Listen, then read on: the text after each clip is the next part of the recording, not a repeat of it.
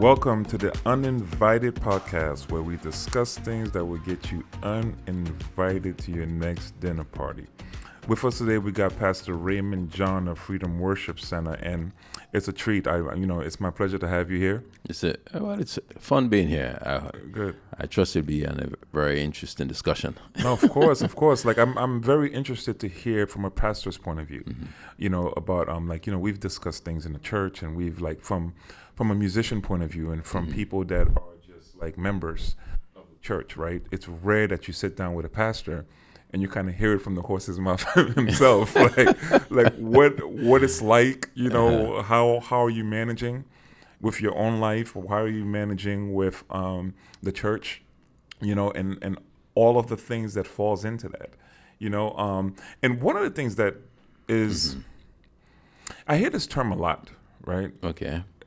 And quite often I've wondered, like, what is exactly meant by that, right? Like, for example, when somebody talks about this person is my spiritual father, right? Like, what is meant by that? Because let me give you a basis from where I'm coming from, right? Go ahead. Because oftentimes I hear, like, there's so much on a pastor already, right? And everybody is, like, I've heard this term so many times, like, yeah, this is my spiritual father, this is my spiritual father, my spiritual father.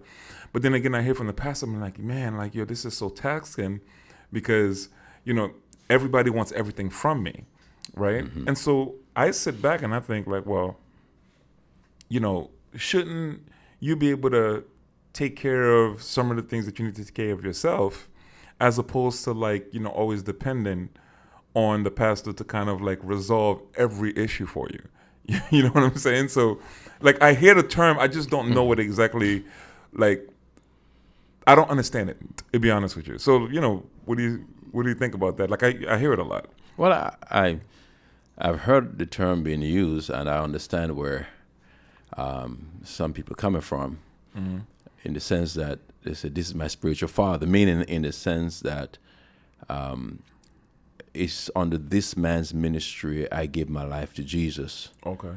So he becomes, because again, we understand I've been born again, so they look to him as the one to give guidance. The Father gives guidance. Father provides protection.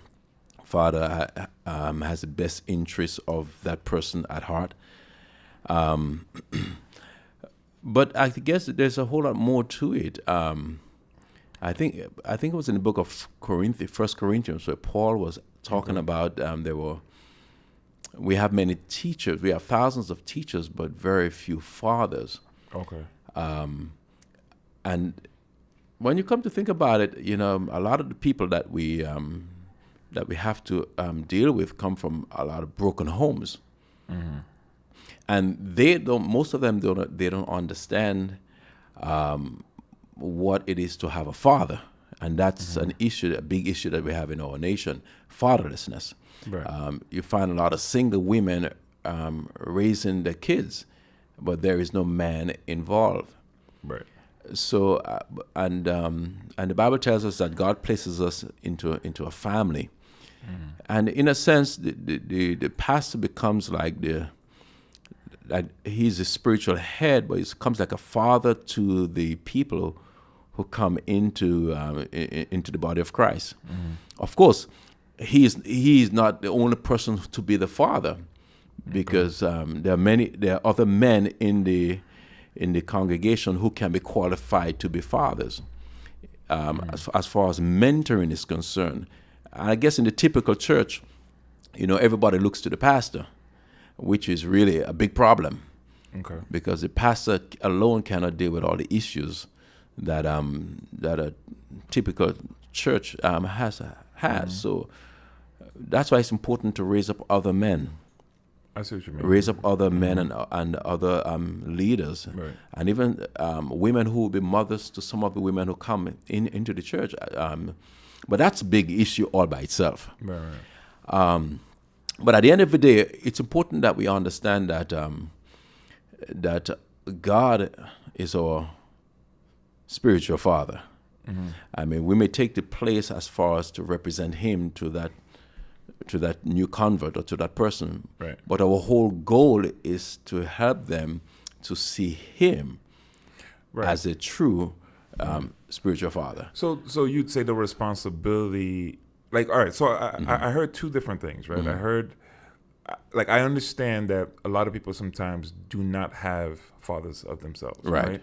And I get that portion, like, meaning, like, you meet somebody and they're like a father figure to you, and I understand the father figure type.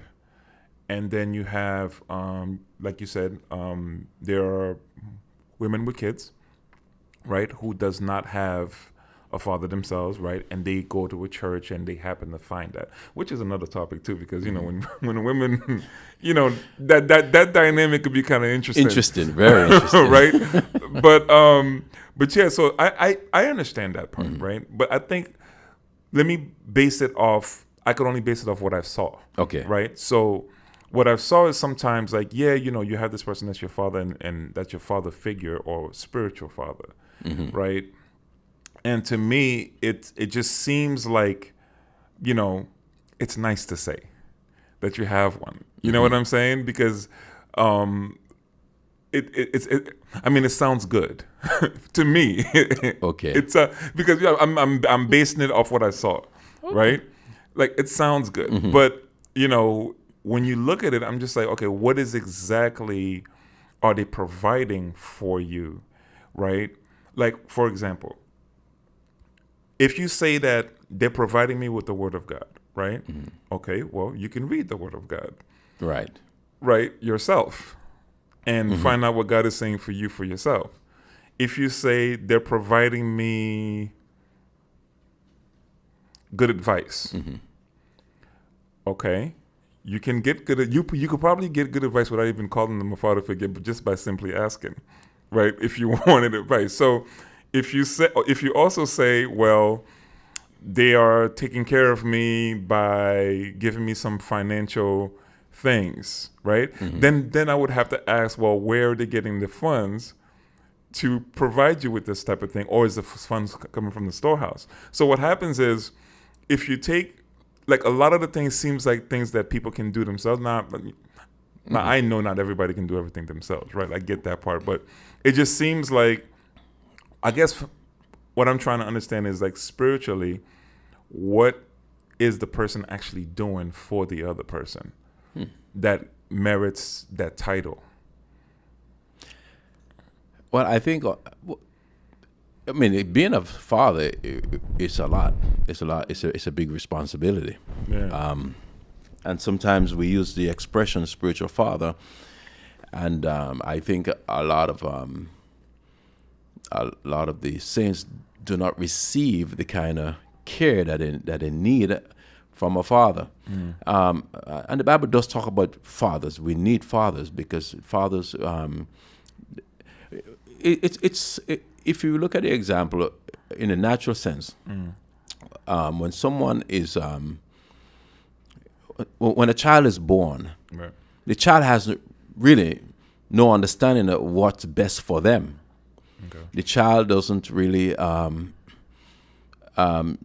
know that this is dangerous or this is dangerous, or avoid this and avoid that. A spiritual father, in a sense, or I would use the term a mentor. Right, I understand the mentor, right? Like a mentor. Right, a mentor. Again, you know, it's to help guide that person in the early stage of the spiritual life, to minister to them the Word of God, to pray with them, to give them advice as far as where the Word of God is concerned, because, again, that person doesn't understand this new life that they live in. Even though, yes, we have the Holy Spirit inside of us, but we need understanding as far as how do we flesh, or how do we walk this thing out. And that's where, if we use the term a mentor or spiritual father, comes into into play. So are you saying they're kind of the same function? Yeah, because it's more like discipling. Okay, another expression could be discipling. Okay, right, okay. And many times you're looking at someone, a spiritual father. You're speaking in the sense of someone who has lived, who has walked that path, who have served the Lord, and they've been through some battles, they've been through some challenges, and they experience the glory and the power of God in their lives. Okay. You know, and now they are there now to help guide that next individual, or that person, or that man, or that woman, to avoid some of the pitfalls, Right. to avoid some of the areas that they will stumble. And I guess if we have that even in a natural sense, where if our fathers has achieved a certain stage in life, where they can take their sons and mentor them. No, the son doesn't have to go through the same pitfalls that the father did. Oh, I totally agree. I totally agree with that. Yeah. So the father now takes that son and mentors them, or teaches them, or shows them how to get where they got quicker. Right. The idea is to help them to get there quicker than I did. So if I'm a spiritual father to you, my intention is to help you to be even more effective than I was at an earlier stage in your life. Gotcha. And I understand that could be an issue, you know, in many of our churches, Right. where certain things that the convert needs to hear and needs to learn, needs to be taught, we hold back those things from them. For whatever reasons. Why do you think that is? I was just about to head into that. Like, why do you think that there's this, like, you know, like, I mean, if you know all this information, you know what I'm saying? And then why hold it back? If the main purpose as a shepherd, right, is to empower. Yeah. You know what I'm saying? Like, why does that happen? A lot of pastors are just insecure. Oh, yeah? Very insecure Man. about who they are. Yeah. And as far as their responsibility to, as Christ has called us to, you know, we have a responsibility to make disciples, and discipling means that you try to make the person better than you are, and you create opportunities for the person to grow. That's what a mentor, or someone who's discipling does. We hope that a person will do far better than us, because we are helping them on the way. And you see, jealousy, insecurity, because many pastors are worried about their position. You know, there's another young man or a young woman that God is raising up, and God is beginning to use them. You know, they're worried about their the focus of the congregation now will shift to that other person. Right. And we like to be in the limelight. We like the focus to be on us. And that's a big problem in many of the churches. But if we understand that it's not about us. Yeah. You know, that's always said, you know, but never really realized, right? It's like everybody sings these songs. It's not about me. It's not about us. But then you see in the actions, like, well, yeah, it is about you. You know what I'm saying? At the end of the day. And it's funny you said, there was something that you said earlier about, like, the spiritual father being seasoned. If I'm correct, if I'm hearing you say it right. Well, if I'm saying it right. Yeah, no, right? You're honest. Yeah. Seasoned, right? Okay, somebody that's older. So there should be age Not gap. necessarily older. Not necessarily older? Okay. Not necessarily older as far as age is concerned. Okay. But older as far as where experience in their walk with the Lord is concerned. Okay, so then somebody, like, for example, you can be a spiritual I could father. be a spiritual father to somebody that's like 1 year younger than me? Somebody who's way younger than you or much older than you. Huh. Explain, yeah. Walk me through that. Because I'm thinking when you say spiritual father, because the way that you framed it, I was like, all right, so they should have some type of level of experience to bring to the table. Yes. Right? So that, you know, you could benefit from, right? But then that to me seems like, okay, well then, if you have this experience, so that means that you probably have a good 10 to 15 years on me, right? So that I can be like, all right, this person's been through that already. So then when I'm listening to you, I'm like, okay, he already been through it 15 years ago. He's speaking wisdom. Right. So for me, I'll be like, all right, let me listen. Not that I don't listen to people like that at all, my peers at all. Because I have friends that are, you know, of course that says some things that are great and I listen to. But sometimes there are certain things that I'm like, nah, I need somebody that's got a good 15, 20 years on me, right? That's been there, done that, so that I could get a better perspective about the overall picture. You know what I'm saying? Because sometimes I feel like if I'm asking the 34, 35-year-old, I mean, you're in my ballpark, right? What experience do you really have? Like, we both probably have some of the same things or questions. You know what I'm saying? Well, But yeah, go ahead. Well, I guess it requires. I guess we can say it's both, because you have to live also as far as your life is concerned, as far as your natural family is concerned. That goes a long way. But then what's also very important is that you have served the Lord, and you have spiritual years under your belt. So they both work hand in hand. Again, because you can have someone who's not that much up in age, and they have not really lived. Right. I guess you can say okay. there's a you have to have some natural experience. You know, as far as raising a family is concerned, because that's important to understand how that relates. Okay. And you have to have some spiritual experience as far as serving the Lord, and so you can pass on that information. You can teach them from things that you've learned through experience. Right. Okay. So it's both. So when you say spiritual experience, what do you mean? As far as spiritual maturity is concerned, because again, not every spiritual experience means that you're spiritually mature. Because again, there are people who can be in the church for 15 to 20 years, 30 years, and still haven't grown spiritually. They're still babes. So again, we can't just go by the age, the natural age. That is important too, but we have to go by as far as how long they've been serving the Lord, and their walk with the Lord. Because again, you can serve the Lord for a long period of time, but how effective have you been? What have you done? You know, and that counts. Right. You know, that counts as far as experience is concerned. Right. So again, spiritual. I know I've heard the people use the term spiritual father, and I understand where they're coming from. Okay. But not all the time. You know, spiritual father means that we have a responsibility to that person. Right.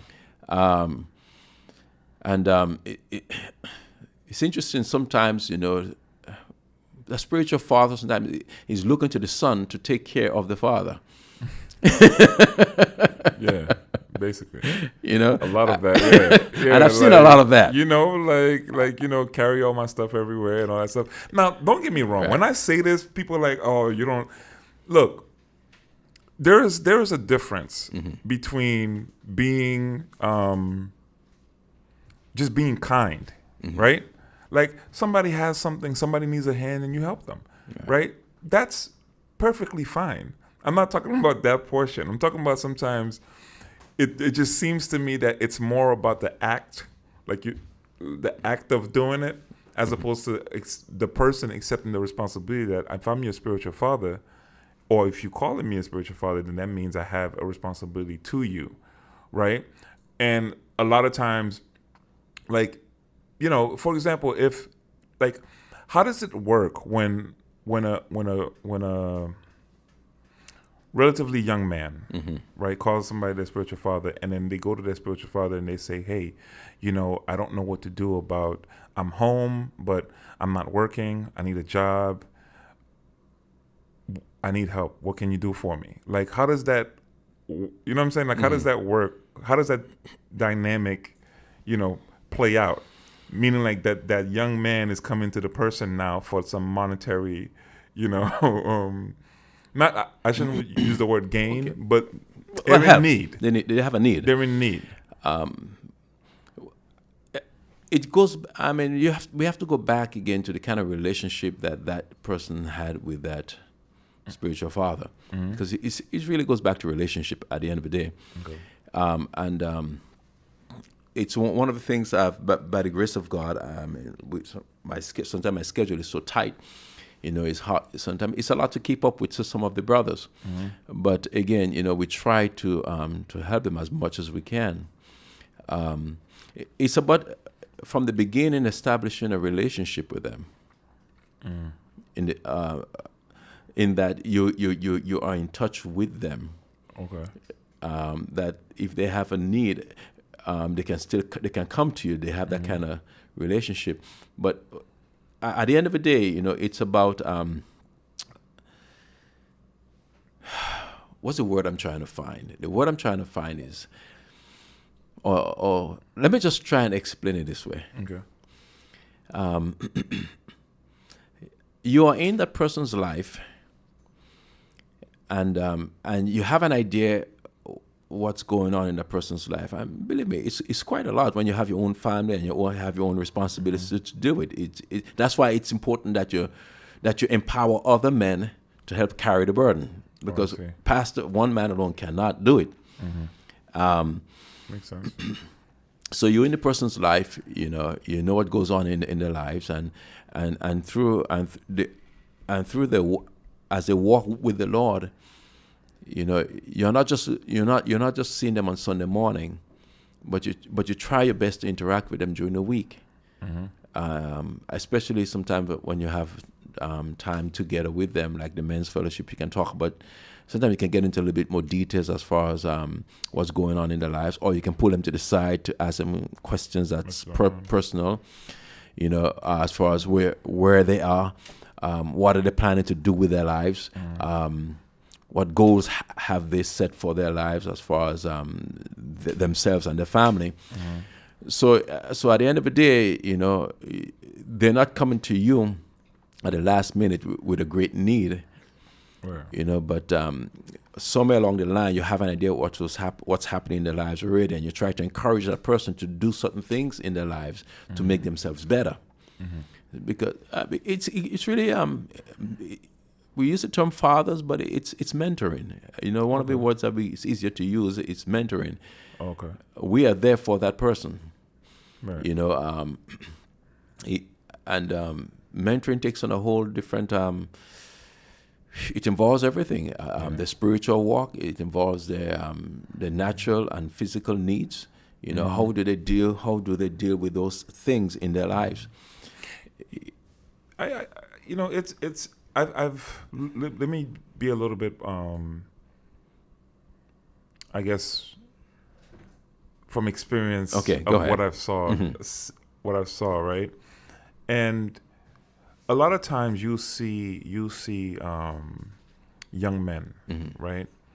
And you'll see that they'll say that they have a spiritual father and stuff like that, and they'll put so much dependency on that, right? And in one instance, it's a little scary of how much dependency they put on that, because I'm like, man, I'm thinking about the pastor that they're talking about. Okay. I'm just like, but he has a family. He has responsibilities too. Like, you can't just at every single thing be calling him every single time you have an issue, every single time you need prayer, right?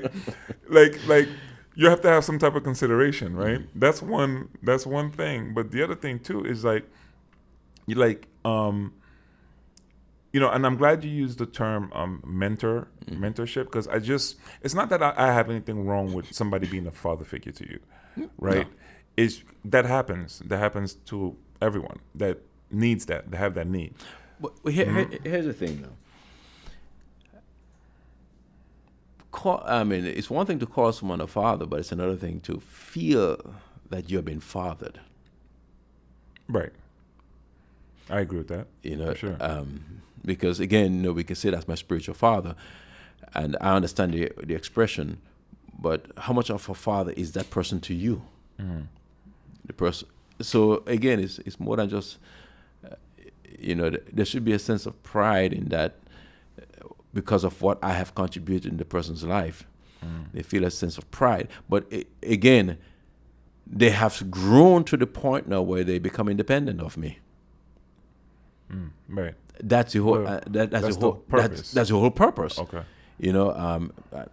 Because you can't stay in my house in the natural sense, when you have kids, they're gonna grow up, Right. and you invest in them so that at the end of the day they'll be able to have their own. They're not gonna stay in the house with you for the rest of their lives. Right. So the whole idea of even fathering or mentoring, our purpose, and that's the mindset I have when it comes to ministry, is investing in our people, so that they can be able to stand on their own, and they can, like, for example, my son, he grows up, he gets a job, or he starts his business, then he gets married, and he's able to sustain his family. That's the whole. He doesn't need me anymore, in the sense that he doesn't need me for everything that he needs, because he has matured. He has, I've poured into him, and he has learned some things, so he could be independent of me. Well, that's rare. And that's rare because it's not a lot. It's just not a lot of that. It's a big job. It is a huge job, and that's why it always alarmed me, because I'm like, man, that's a big responsibility to place on somebody, But you said something that talked about investing in the people, right? And it leads to kind of like this thing that's in my mind as far as like what is like the state of the church right now, right? Because I don't see, like, oftentimes it's more so about how can we keep this building up and running, as opposed to the investment in people, right? Like, I've always thought that if somebody feels like you have their back or their best interest at heart, there are things that you don't even have to say to them. Exactly. They would just do it. Right. Because out of just pure, like, I really appreciate that he actually really cares, right? So that dynamic is rare. I played at a lot of churches. I've been around a little bit. That dynamic to have is rare when you have that. Whether big church, whether small church, it's rare to have that type of relationship with, your congregation. And so, because I don't see it. I don't see it at all. So it's funny because it leads to this other thing as far as like what the state of the church is, because I've talked to other peers and I'm like, man, do you realize there's like a heavy decline that's happening in the church? Like, there are people, it just seems like less and less and less people are coming, right? Okay. And when that's said, it's going to be like, well, there's not people out there being preached to them and all that stuff, right? But I tie this with this, and this is a broad topic, right? I tie it with this. Like, church members are kind of slowly going down, right? Okay. In certain churches, right? But then you have churches that are like filled with a bunch of people, right? Okay. And usually you have your cathedrals that's been there for a little bit and that's doing that, right? But then you have your churches that are in the middle, right? And it seems to be that there's this thing where it's like you can't get members to come, or you can't get, your membership to grow, I should say, rather, right? And then it's funny because there could be a bunch of like reasons why, right? Right. Yeah. Of why these things are happening, right? But for me, it's just I guess the question that comes in my mind of what I saw, right, is just has the church methods are becoming obsolete? Very interesting question. I think that we have not, as a church, we have not really fulfilled the purpose in which we are called. We like to have a nice building. We like to have, a lot of things happening, that attracts people. Yeah. But as far as fulfilling the purpose of the kingdom, I think many churches fall short of where that is concerned. again, there's so many different reasons that can why membership is not growing. I challenge. I challenge our people, as far as spiritual growth is concerned. Because you can have a church with a lot of people, but the people are not growing spiritually. Right. I'd rather have a few members in my church, and they are growing spiritually strong quickly, than have a church with a whole lot of people. Yeah. And the majority of them, I mean, of course, you'll find that a large number of people just come because they like what's going on there. But being able to manage the people that you have and raising them up to be effective disciples for the kingdom. I think oftentimes we come and we have a great experience in church as far as being entertained, being hyped. Yeah. But we don't really spend time discipling. We don't spend time. I think, I got to give credit to the Jehovah's Witness. Okay. They do, as far as I understand, they do a pretty good job in discipling. Discipling? Yeah. They're consistent. They are consistent. They're very consistent, right? I haven't been really in the services, but what I've come to understand from speaking to some of them is that they take time out to indoctrinate and teach and challenge their people. It's more than just coming there and being entertained, but it's coming there to be discipled.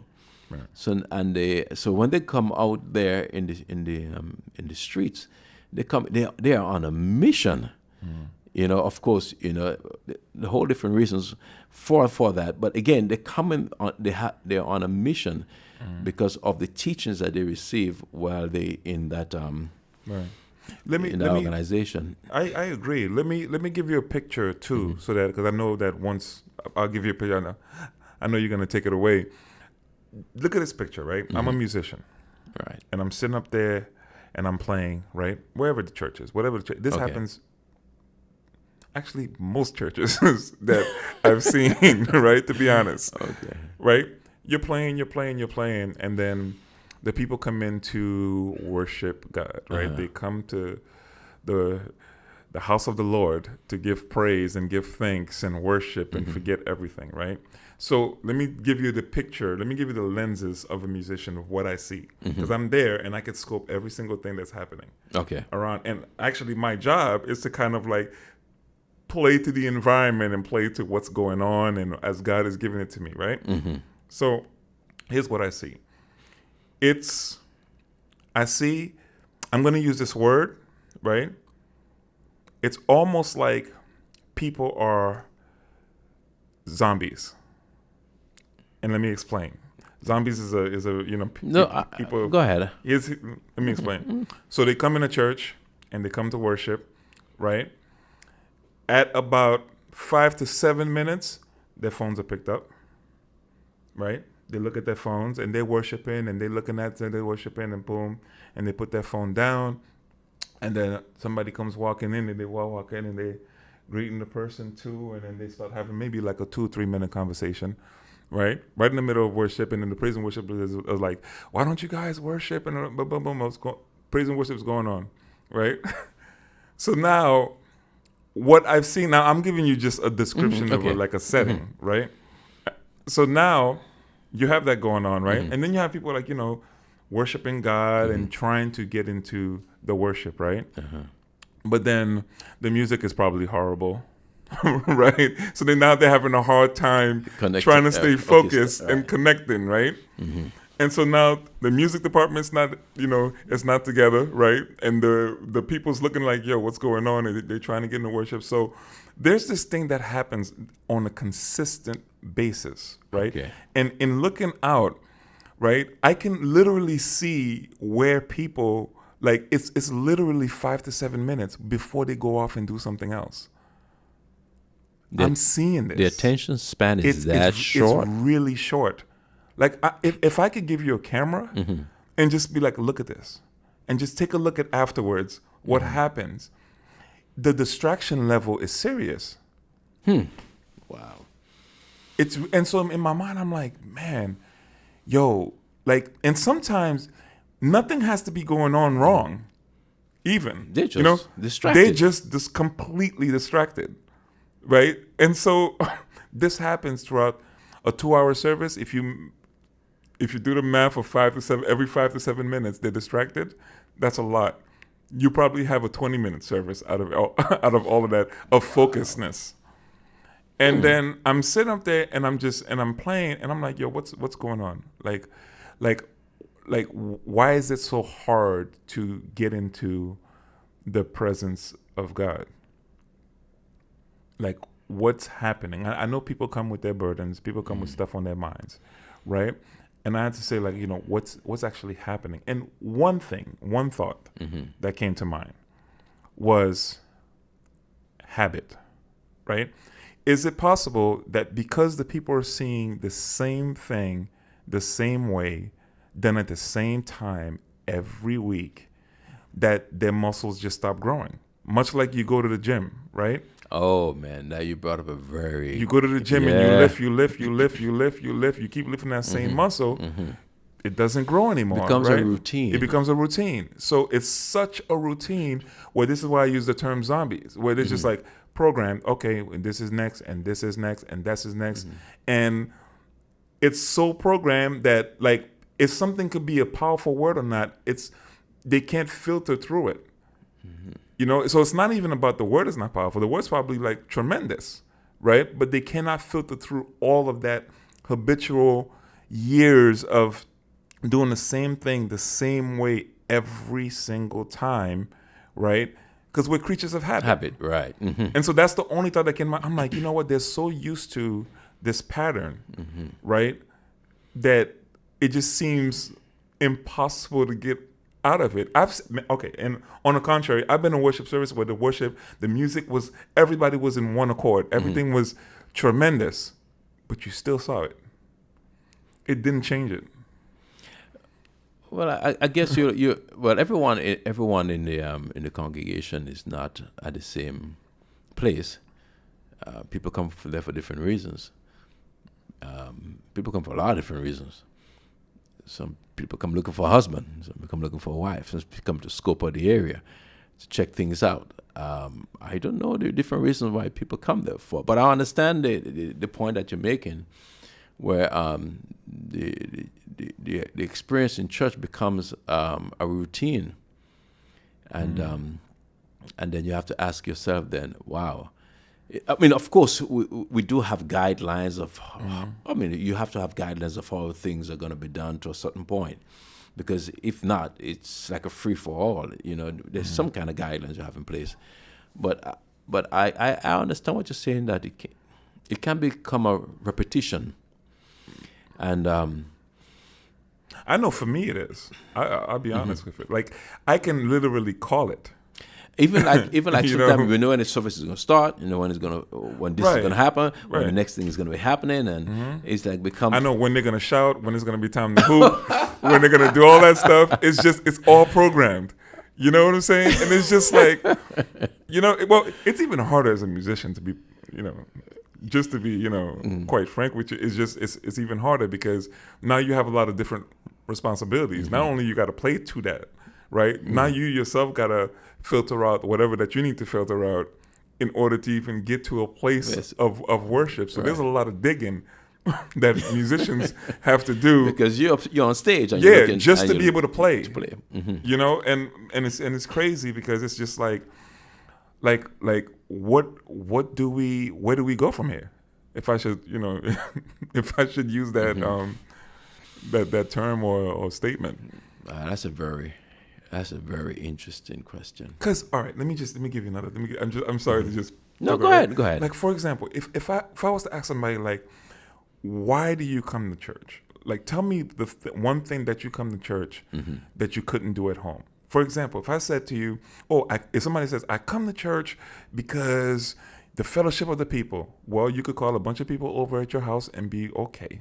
Yeah. Right? Mm-hmm. If you say, I come to church to hear the word of the Lord, well, now you have your own Bible, and you could also go on YouTube or any device that you have, or on any device that you have, Right. check out some good preaching. Matter of fact, all the preaching that in some churches now are televised and streamed. So you don't have to go anywhere. Okay? So if you say you come to church to listen to good music, well, you can listen to good music right on YouTube or right through a service that you're watching or you're streaming, right? And all of that stuff. So if I'm just giving like just 3 examples, but if you say these things, if you take these things out the picture, why must we come to church? If I could do it all myself. Well, there's a different experience that happens when we come together. Of course, again, you can do that in your home. That's why it's not just one person. It's the Bible says, where 2 or 3 are gathered together in His name. The Bible also says, do not neglect the assembling of the saints together. There is something that happens when the saints come together. There's a lot that happens. But at the end of the day, church shouldn't be so programmed. Because then, where is room for the Holy Spirit? Where is room for God to do what He wants to do in the lives of the people? Sometimes instead of having the worship at the beginning, have it at the end. Sometimes instead of making the altar call, I mean, again, we come there for about an hour and a half to 2 hours. People come with all different kinds of reasons, all different kinds of challenges, and I understand that sometimes we have guidelines as to help the people get where they need to as far as having an experience with the Lord. But man. But you'll always find people who just not there. In any congregation, you're going to find people, they're just not connected. And oftentimes you find it's a few of them that is really having some really deep experience as far as the worship is concerned with the Lord. And a lot of them are very much distracted. Because, again, we do the best to present them with as much as we can, but at the end of the day, it goes back to the type of relationship or the community they have with the Lord while they're home. Coming to church, it doesn't solve the problem of it's not a solution for your personal relationship with the Lord Jesus Christ, a time of fellowship. Okay. Coming to church is really just put the icing on the cake of what you're already experiencing at home. Right. So if that's not happening at home, when you come to church, your mind is all over the place. It's going to take you a while to even get settled in. There's so many things distracting you, but if you have a robust time of fellowship with the Lord while you're home, when you come with the saints are gathered together, it's like I'm just bringing what I already have. So it's just a continuation. But a lot of church folks, Monday to Saturday, they live their lives, and Sunday they come for a quick fix. Of course. Like no different from having a habit. Like so you find that a whole lot of the people, they're just trying to find. They're all over the place, especially now that we have our cell phones. They're distracted constantly. Right. But it goes back to what you have while you're home. What kind of relationship, what kind of fellowship you have with the Lord while you're home. So when you come together, man, it's like, okay, man, Papa. That's the funny thing, because sometimes I had some of the best experiences at home. Yeah. Or here. Or having a conversation with friends about things, And it just seems to me like, man, I have to figure out what is that grand, like coming together is powerful, and I get that. There's power in numbers, I guess. But sometimes, how church is done and how the worship. I don't have all the answers to it, but as pastors we have to be mindful how we present the things that we do, and the motive behind it. Sometimes it's not geared to. I don't know. Right. But the way, I can only speak from my own personal experience. The way we do church is to. I mean, of course, we can't force everyone to get into that experience of fellowship and communion and high praise with the Lord. But we trust that the way we structure it is still open to the Holy Spirit to do what He wants. Because sometimes we come there and and a whole hour passes by, and we're just experiencing the presence of the Lord. I mean, just worshiping Him, song after song after song. And it's not necessarily a song where you're jumping up and down or fast songs. It's just songs that ministers to you, and it just flows, and you just feel like you can't stop. You just got to keep worshiping, and you just keep going, And it's not like everybody falling over the place or kicking chairs or going crazy. It's just a sweet experiencing of God's presence, in the place, and we have to be open to that.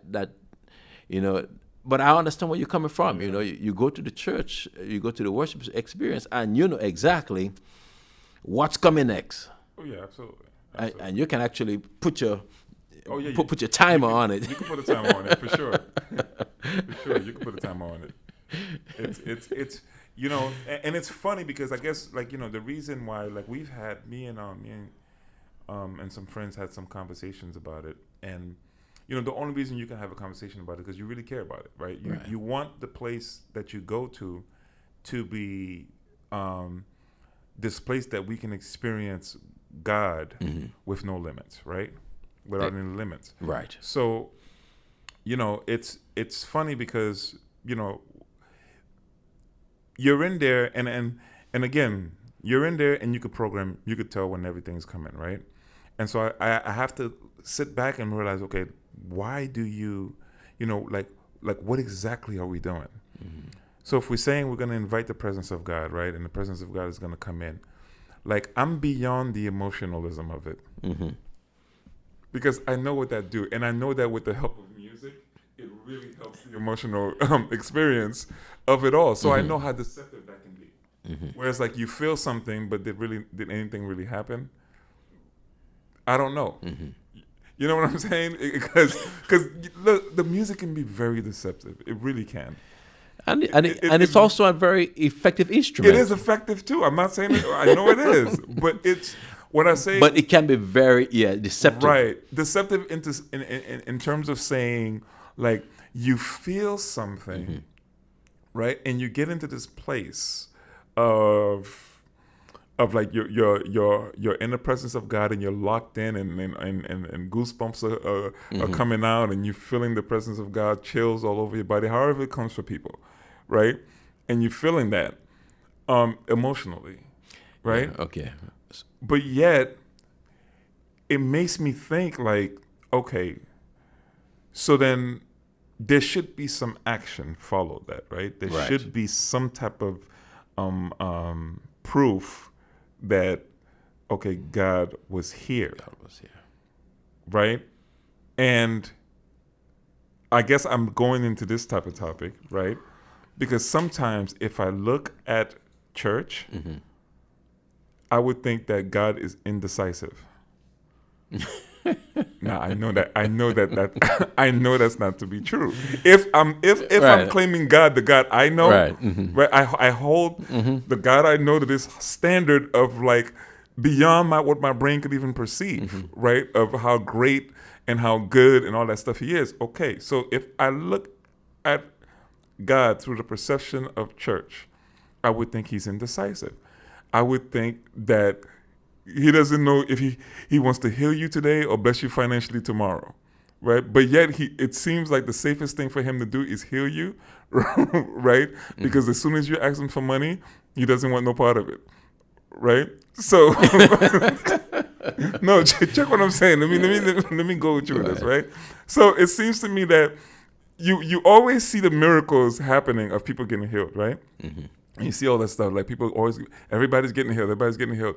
But yet you turn around and then, man, okay, so let's collect these tithes and we need some money so we can pay these bills. I mean, wait a minute. So the same God that can do this powerful miracle cannot provide something as a piece of paper that you need for your everyday needs? So he only does miracles. He only heals body parts. You like it's a question that I have. So which is why I'm saying like okay, but if I'm going by that, he's very indecisive. He doesn't know what he wants to do. He'll do this, but he won't do that. But then he'll do this, but he won't do that. Right? So it's like, how can you have the same faith for this healing, but then you've had the same financial issues for the last 15 to 20 years? I understand. Like I'm like, well then what like I can't put a pin, I can't put something on it. It's just been a question that's been lingering on for a while, because isn't it the same faith that you use? It is. So then how does that work? Well, I get, well, here, when it comes to finances,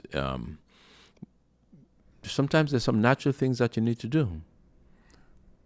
And I think that that's the areas that sometimes we don't really pay attention to. Sometimes the miracle is in you as a person, following certain principles and adopting some principles in your life, and making some decisions and putting certain things in place as far as experiencing the financial miracle in your life that you're looking for. Because again, yes, we believe God by faith, and for our healing, we believe God as far as our financial blessing is concerned. But I think oftentimes we put too much emphasis on God when He already given us the tools to experience a miracle financially. And I think that's some area that we should start reconsidering. Maybe I should stop spending all that unnecessary money there. Maybe I'm with you. I'm in. Maybe I should stop buying that extra pair of shoes that I don't need, or that extra stuff that I don't really need.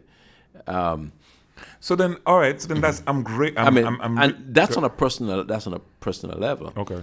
As far as the church is concerned, as far as the maintenance of the church is concerned, that's a responsibility of the church family or the saints to maintain that.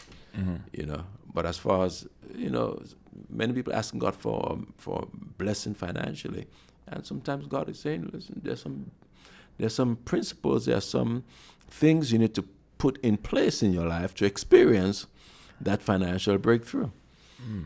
So would you say, well, let me ask you this, like a spin-off off of it. Well, just like they need to do that, well, it's the same thing in healing too, right?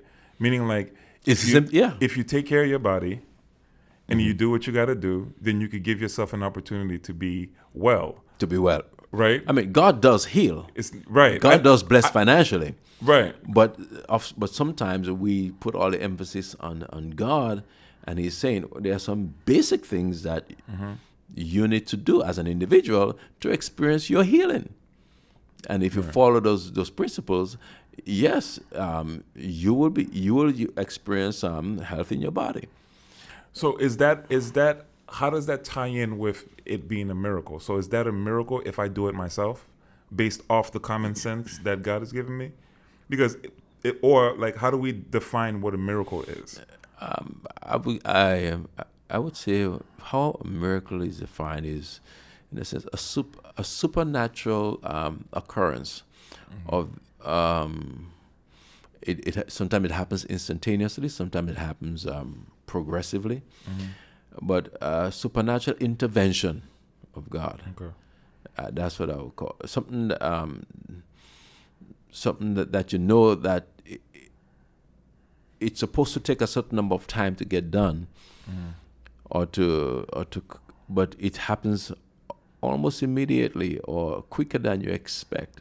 Okay. That's what I think most people understand a miracle to be. It seems to break all the rules, the natural rules, like Peter walking on water, that we would say is a miracle, Right. because it's not natural for a man to walk on water.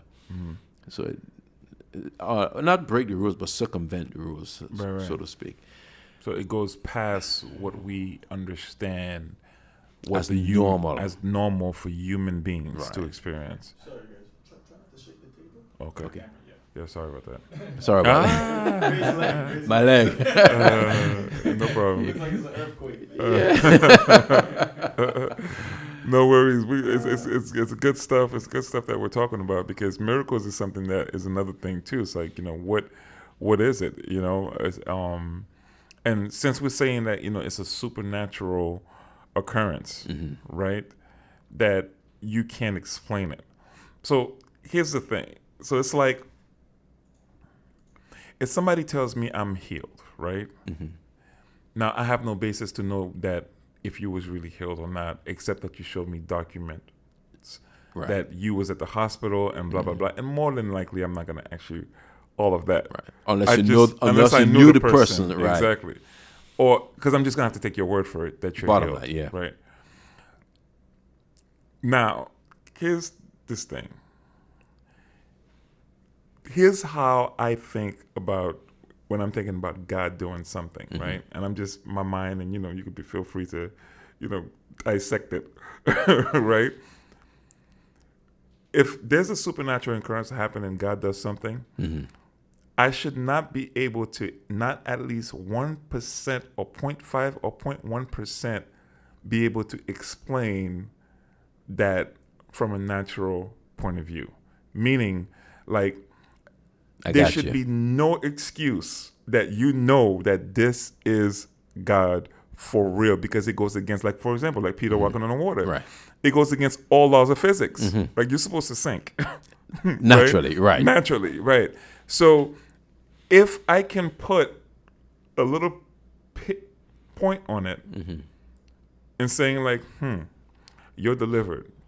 Okay, that's great. God bless you. I don't live with you 24/7. There's no way for me to determine that. Right? Unless You tell me. Right. Unless like it's something that we have a personal relationship with and I saw it. Right? Then I could be like, oh, or like for example, somebody having addiction, right? Towards drugs or something. Right. Which is Okay. something that you can really see if they stopped or not, because we all know how drugs affect your body.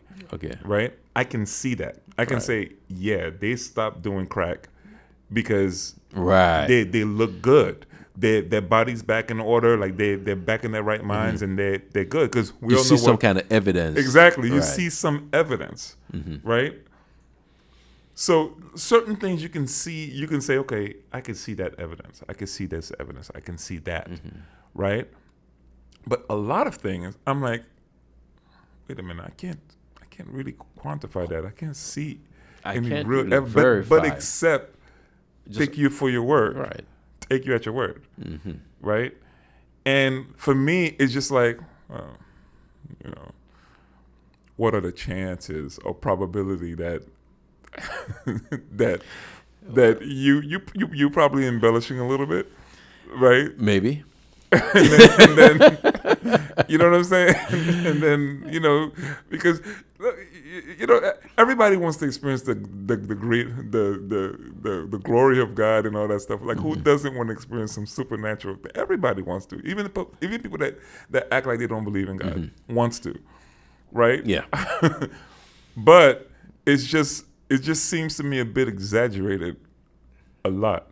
Well, I know a lot of people say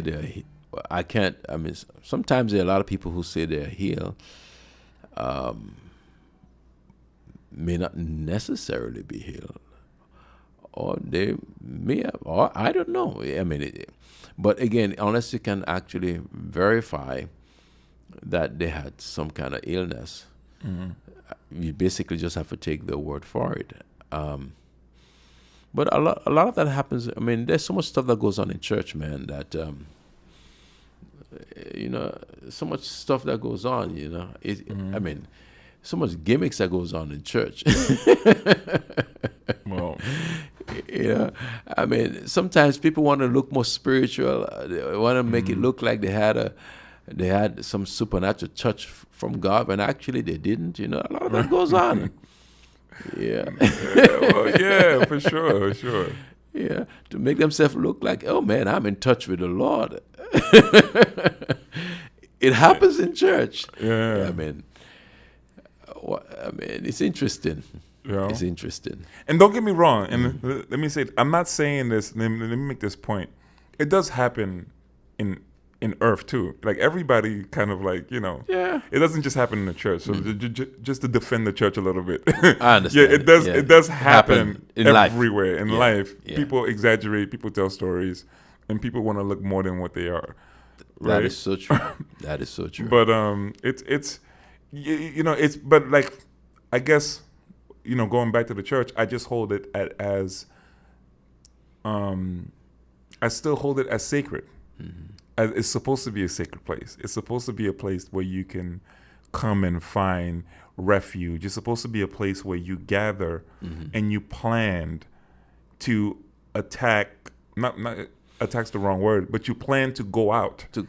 As opposed to stay every Sunday doing the same thing. Like, for example, there's so many things happening in the world, and we'll touch a little bit on that. So many things happening in the world right in front of our eyes, right? And if you used to ask yourself, man, like, why don't we find out what the plan is for people trying to go into Mars? Like, what's happening there? You know what I'm saying? Like why aren't we infiltrated in these areas and figuring out, like, look, what is going on in this world that we're supposed to be the salt of, right? And we're supposed to, if you're a salt of something, you preserve it and you should have a hand on it, right? So what's going on? And it just seems to me like we're so in this box of every single day we're asking God for certain things where we're missing in action, right? Of what is actually going on in the world around us that are affecting on an everyday basis. Well, I think one of the issues is that many times we do not prepare the people for the challenges that they have to face out there. Church has become a place where you preach people happy, but you don't prepare them for what they have to deal with when they go back out there, and that's I think there's a lot of issues with how we do church. Man, you find people, they live their lives and they come in church for a quick fix. But the way we do church, it doesn't really it's not done in a way to I'll give an example. Like, for example, on Sunday mornings, we have almost like a discussion on Sunday mornings. I mean, that's good. You're free to. I mean, of course, sometimes if you have a larger, it can be done discreetly. Someone has a question.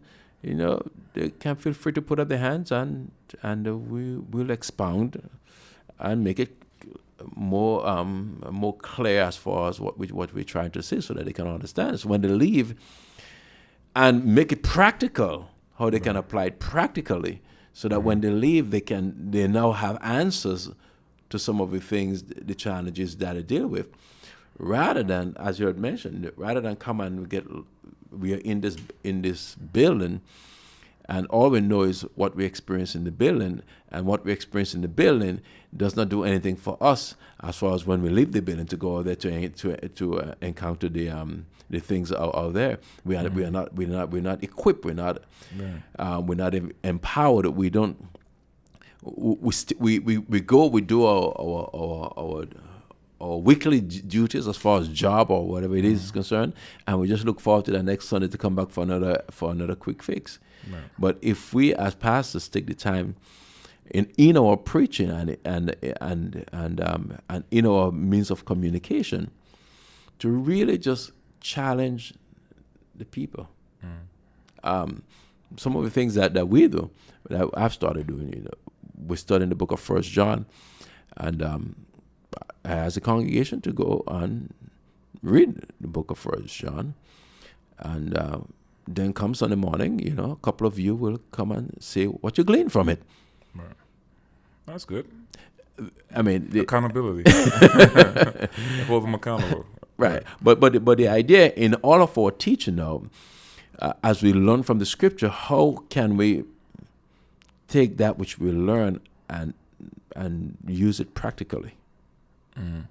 How can we, what was the word, integrate this into our daily lives? Yeah, because it just seems to me like we're missing in action. The church is missing a lot. It's just like we're just praise and worship, and we same old thing, and everybody's videotaping, everybody's shouting, but nobody knows about playing obsolescence. Nobody knows that the reason why Sister John don't have any money, right, is because the money that she has a rent that is sky high, right, and not only that. She has products that she buys from stores that don't last, which is what playing obsolescence is. Companies make products, right, that have a lifespan, an expiration date, so you can keep buying, right? And then she's in this cycle, and she just keeps doing it. She keeps doing it, and she keeps doing it. But like we're not sitting and like why aren't we talking about these things that can actually help? Like these are practical things we mentioned before, like when we talk about money, right? There are things that are out there and systems that are out there to make you poor and to continue to make you poor. But we don't talk about those things in church. That's going back to the point, I'm glad you mentioned that. It just triggered the point I'm trying to make. When we come to church, we should be strategizing. Yes. I agree. Let me say that 3-4 times. I agree, and I agree. That's what it should be. Seriously. We have a time of fellowship. We have a time of worship. But at the end of the day, our preaching and our teaching should be about strategically. How do we strategize to take over this area, to take over that area, to dominate this area? Because we have a lot of people sometimes in the church. And how can we unite together as a body of Christ, the people who are in our congregation, right, and strategize how to go and take over some things that's going on outside. I mean, dominate some things, you know. Right. But we don't do that. Right. And it's funny because I love that strategizing. Yeah, it's just you have to because you keep wondering why people don't have any money. But you have to get into their lives and figure out like what system they're in that causes that. Because sometimes it's not just the people. Like people, for example, like people make this statement: "Oh, if you just work hard, right, that you be rich and you be this, you be that," right? Not necessarily. Well, exactly, right. That's my point. I'm like, well, Sister Marie works extremely hard, and she might never get to that, right? Because she is in this system that no one's like. Bringing it to her awareness, like, look. What you're doing. Right. It's not working. It's not working. So it's not about just working hard. It's like, strategizing is a key thing. I'm glad you brought that up. And as a church, if we focus more on doing that, because we do a lot of entertaining, really, when we go to church on Sunday morning. Yeah. I mean, some of it is good, but sometimes it's like a big show. Yeah. And someone is producing this show, and everything has to go according to clockwork. But if you really understand that, we come, we spend time, we worship the Lord, but then after we sit down and we discuss issues, and even if we have a word to preach, but presenting it in a way that how can we apply this? Right. Because Jesus says, life, right? I will build my church and the gates of hell shall not prevail against it. We come in and we're strategizing and we're planning, and that's what I first understand the ecclesia is.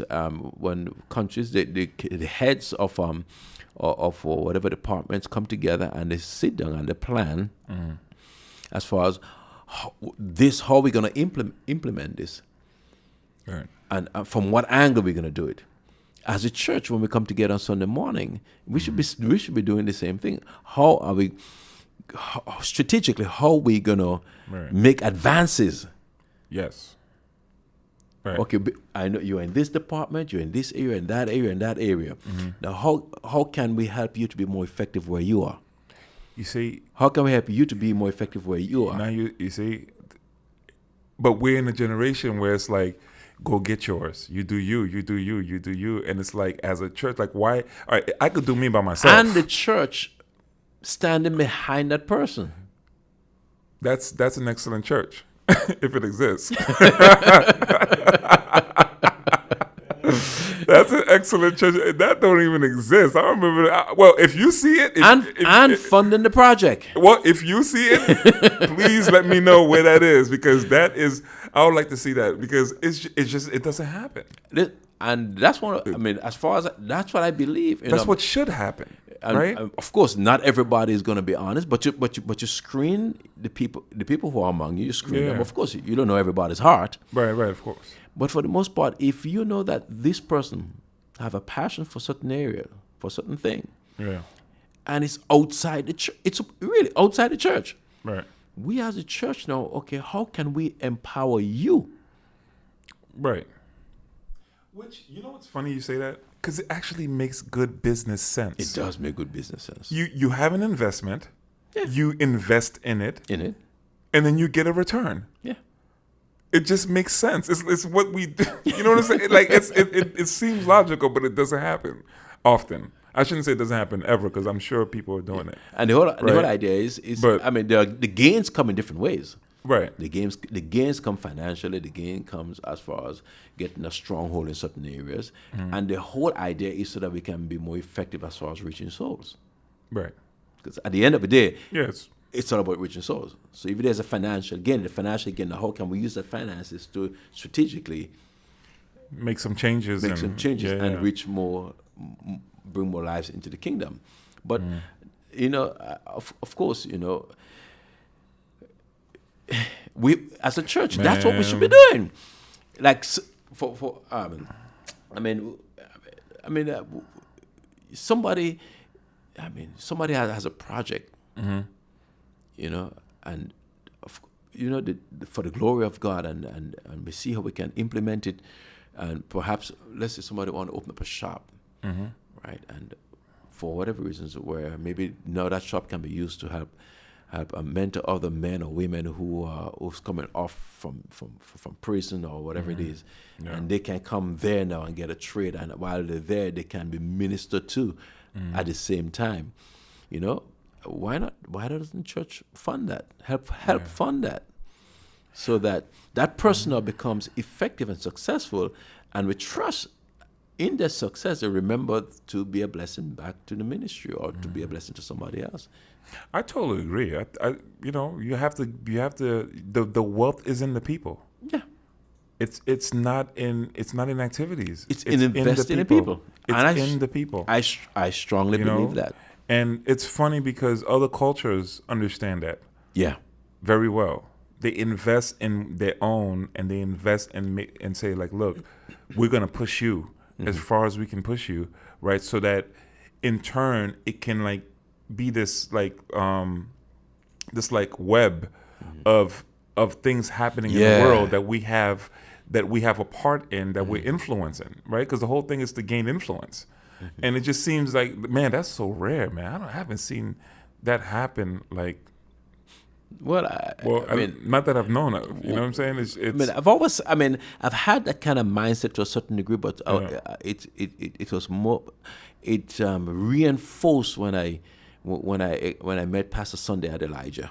Okay. From Ukraine, is an African pastor in the Ukraine. Okay. Accomplished some amazing things. Okay. You know, he has raised up multimillionaires. Many of them were bums on the street. They were drug addicts. And God used him. They got saved. He taught them. He mentored them, and helped raise them up to be multimillionaires. Man.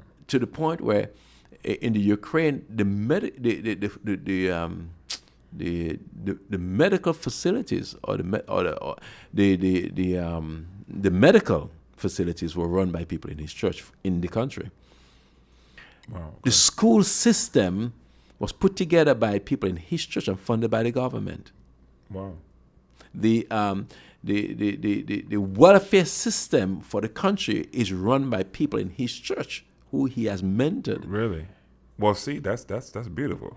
That's In other good. words, he invested in them and raised them up, and now God is using them strategically in the nation. They're pretty to the point where if you're in, as far as I understand it, if you're running for mayor in his city, you have to be going to his church. Wow. Or else you won't win. Wow. Okay. Because of the dominance, the church became a dominant force. That's what it's supposed to be, yo, right? We're supposed to be like that, right? We're supposed to have the different, And it's one black man, right? and everybody else is white. But God has used him Yeah, okay. because he understood that the church is not about him. And that's what a lot of pastors have to understand. Church is not about you. It's funny, man. Wow, that's a big statement to say, because oftentimes the statement that says, and now the most important part of the service is the preaching. There's a big emphasis on that. And don't get me wrong. I cringe sometimes when they call me up to speak. And well, you see, it's don't get me wrong. Like there's certain verbiage, right? That's so condescending sometimes, because it just like when you use it, it just makes it seem like everything else is irrelevant, right? Whereas, like, man, you need everything else. It's just not the only thing. Don't get me wrong. I'm not saying that's it's not important, but it's not the only thing that helps the church run. Or it's a funny statement. Every time I hear it, I kind of smirk a little bit. Just like, okay. And when I learned and saw what God has used him to do and accomplish, I said to myself, that's how church is supposed to be. No, that's dope. I haven't. Man, well. And here's the interesting part. God has used him to raise up multi-millionaires. But yet he was still living in an apartment building on the 11th floor. I was gonna say that. Did they take care of him? Did they, come Yes, back they did. and? Well, that's good. And oftentimes the elevator would go out. But yet there were multi-millionaires in his church that God used him to raise up. And he would have to walk up those flights of steps. They eventually built him a home. Yeah. Well, that's great. That's great. But the key is that he invested in the See, people. you get a return. See, that's the thing. Like, if you do that, there's certain things you just don't have to say, man. People would appreciate that. Well, I should say most of the time, people would appreciate that and come back and be like, look, man, I gotta take care of this man. He definitely was an integral part of my. Now that's fathering. Well, yeah. Where you can really deny yourself. That's fathering. And care for somebody like that. Not for sure. I could. And man, I see how these guys care for that man because he's like a father to them. Right. He poured into them. He invested in them, and raised them up to be better than him. That's when I saw that. When I had the time to really sit down and talk with him and go on the internet also and see some of the things that he's doing. I said that's how we as a church should be functioning. Pastors is not about you; it's about God's people. Oh, that's heavy. But oftentimes it's the other way around. We want the focus to be on us. The focus to be on the sheep. And if we put the focus on the sheep and developing the sheep, as Jesus says to Peter, do you love me? Peter said, Lord, of course I do. He said, well, feed my sheep. He asked him 3 times, do you love me? Feed my lambs. He wanted Peter to understand the focus is not Peter. The focus is the sheep. We as So let me. I agree. The reason I said that's heavy too is because, like, do you think that oftentimes pastors will feel like, well, God, I'm gonna do this and I'm gonna pour out myself to people, but what about me? What about me and my family? well, Meaning, like, you know what I'm saying? Like, it seems like, you know. I've shared this we've talked. The congregation. We've gone through that so many times already. Seek ye first the kingdom of God and His righteousness, then all the things shall be added unto you, and all these things shall be added unto you. And Jesus was talking to the disciples. Says, the Gentiles seek after all these things. That's where they work. They work all their lives to acquire these things. And Jesus said, if you put the kingdom first, then all that the Gentiles work for, and people work sometimes 2 jobs to get those stuff. He's saying those stuff will be added to you. Right. And again, what is it to seek the kingdom first? It's making God priority in everything that we do, and it's not always. Some people think it's always being so-called spiritual in I'm blessed and highly favored, and using such expression also. Yeah. That's not. Yeah. It's about living life, pursuing life, but doing it with a mindset to promote His kingdom. Because you could be a scientist. You could even be part of the guys who I'm sending the rover to Mars. You know, but the whole mindset is all that I'm doing is to I'm positioning myself so I can advance the kingdom. And if you can be a doctor, you can be an electrician, you can be a plumber, whatever it is. But in all that I'm doing is to advance the kingdom. Jesus says, the things that people work hard for, it becomes His responsibility. I'll give you an example. Okay. When UPS sent me away, when I was working for UPS, they sent me away in management. They sent me away for a few days for training. Okay. Now, I was there for the purpose of UPS. Okay. They took care of. I didn't have to worry what I was going to eat. Didn't have to worry about where I was going to live. Of course, I had to bring my own clothes. Right, of course, yeah. But as far as the other expenses, they took care of that because my whole purpose there was about UPS. Now, Jesus is saying, if you live your life, and the reason why you live your life, the purpose why you live your life, the reason why you pursue the things you pursue in your life is for the glory of, to position yourself for the glory of my kingdom. Everything that you need, you don't have to worry about those things. He says it becomes my responsibility to see that you have those things because you're making my company your priority. Got you. Point well taken. I got it. Now, if we do church with the same mindset. So it's about the mindset for the pastor, like the that mindset he has to have towards the people. And passing on that same mindset to the congregation. Church will be different. People will do church. People will come to church with a different kind of mindset. Yeah, it's I man, I hope to see that because a lot of us, even from the musicians' perspective, are like, it's okay. But you see, it's a tough thing now to get people to think differently.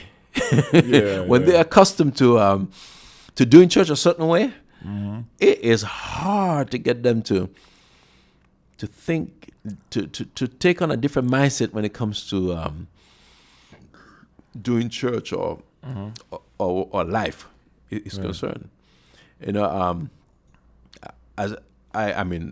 Besides being a pastor, I'm a contractor. Right, you work. What I do, I don't just do it because, yes, I get paid for it, but I do it with a mindset of glorifying my Father. Right. that the clients will be pleased with the work that I've done. Now, explain that just a little bit when you say the mindset of glorifying your Father. How does that look like naturally? Naturally, well, I'm not going to cut corners. Okay. And it's So going to be... you don't cheat? I will not cheat. Right. Okay. If I say I'm going to do something, then that's what I'm going to do. Okay. I will not tell you one thing and do something else. Right. Integrity. Integrity, right. Integrity. Yeah. Integrity.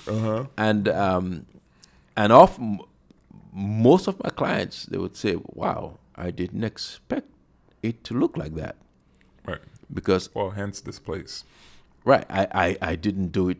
I did it for them, but I did it with a mindset that they would ask questions. They would be pleased with the work.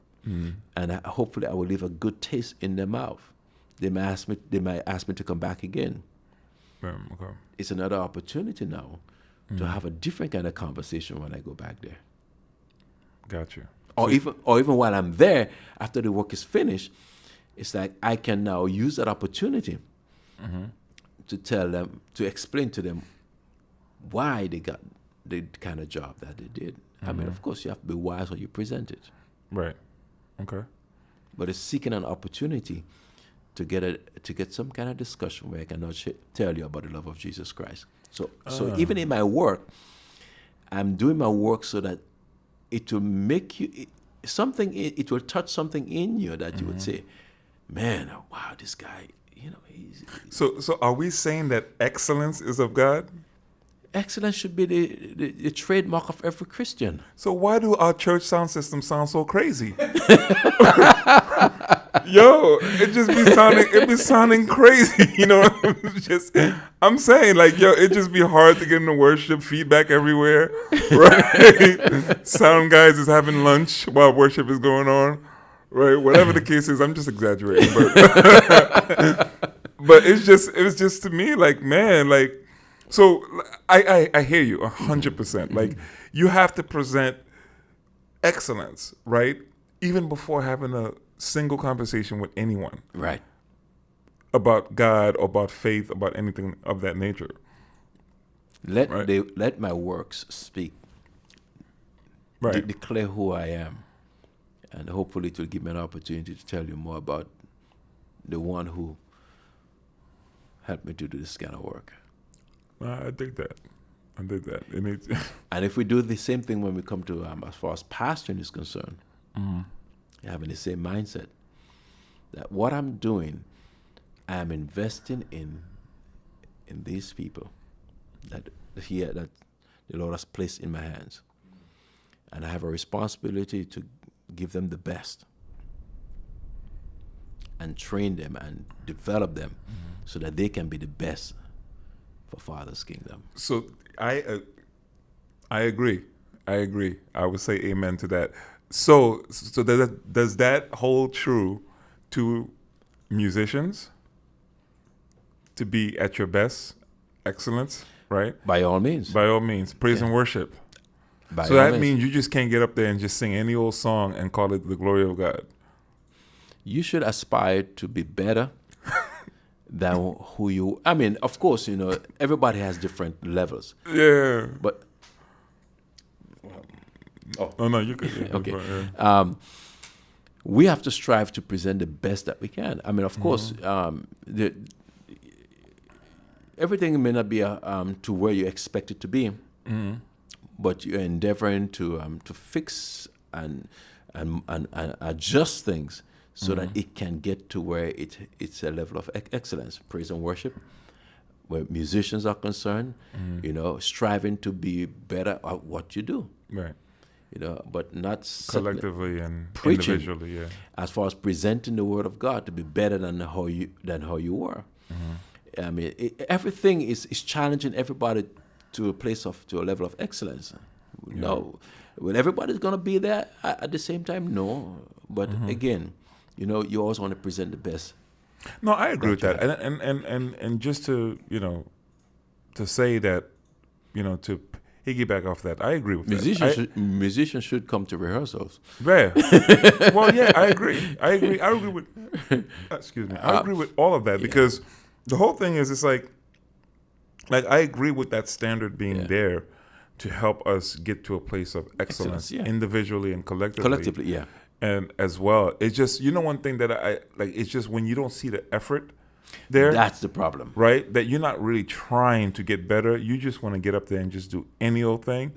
You just sing any old song, anyhow, sing any old song, any old way, any rhythm you want, any melody you want to choose. And you just decide that's the glory of the Lord. And we as the church oftentimes lie to them. We tell them, amen, sister, amen, brother, you sound good. No, you don't. You don't sound very good right now. It actually, you need work. Have a seat, and then, let somebody that know how to do it. Yeah. Right? Or if you start, let somebody else finish it. Well, yeah. Ain't no shame if there's nobody up there and you're trying to get things started and you're not the best singer, and you present the best you have. Yeah, right? I'm not knocking people. But when you with have, that. But you can't be up there all the time doing that type of thing. You know what I'm saying? It's just. I mean, we human beings, we have ears. Right. And so now, you have to filter all of that. Going back to this whole worship thing, you have to filter all of that just to even get in a place of worship. So when somebody tells you this, right? Look at this funny thing. And somebody tells you, oh, just deny yourself and praise them. And you're hearing some wrong harmonies and wrong melodies. All right, let me speak from a musician. You're a musician. Yeah, sorry. So you already know. You know what I'm saying. The chords are wrong. The rhythm is off. How do you want me to sit there and focus on worship? It's not happening. It's distracting. It's not happening. Why do we lie to each other and say that? You're like just forget about yourself. No, I can't forget about myself. That is off. It's completely off. I can't focus. I can't even get into prayer. I can't close my eyes and meditate strong enough. But here's what's interesting. Sometimes half of the congregation doesn't have a clue. About what? About some mistake that is made or some bad call. I'm not talking about the mistakes. Mistakes happens all the time. All the time. We musicians, everybody. Right? I'm talking about you blatantly off. Mm-hmm. Like you are off. Right? I don't know how you want me to focus through that. It's just it's just not happening. I'm just gonna sit there and be like, get them off. We need to fix that one. Yeah, we need to fix that real quick because it's kind of crazy, but it's just that. But it goes back to the whole that standard of excellence should be. We present the best that we have, but we always strive to be better at what we do. Right. And if we're striving to be better at what we do, we'll always have room for improvement. And we'll get to that place where we, if excellence can be, if you can produce excellence and you're not producing excellence, then you don't make any sense. Yeah. Because I mean, I understand that. I understand some of the dynamics when it comes to worship. Excuse me. Mm-hmm. Sometimes we just accept any kind of stuff in church, and we all okay with it. Right. But especially if you have ears that hear such certain things, I mean, come on, we have to strive to do better. Even in our own church, I always challenge our people. I mean, to do better as far as what they do, because it just gives God greater glory. And I have to challenge myself to even when I'm bringing the word, to be better at what I do. And to be better at what I do means I have to study more. Right. I have to do some more research. And if we all apply ourselves, then sometimes people walk in and just the way things are done, they get turned off. Right. And you can't just do it any way. And a lot of churches, they just do whatever. Yeah. And some of them don't have means to do it. You know, like I've went and helped out in churches. I've done that too. Yeah, to help put their sound system together that I properly. realized, like, you know what, they just don't have. Right. So I'm not even talking about them. Like, it's fine It's because right. Like Because you understand. Yeah, I understand it. I'm just Yeah. like, you know what, they don't have it. So what do you want them to do? You know, they're doing the best that they can do. Right. That's fine. But when you have it, that's the issue. That's Like, the issue. you have it. You know you can step it up a little bit, right? But then you're just in this place of just like mundaneness and stuff. But man, it's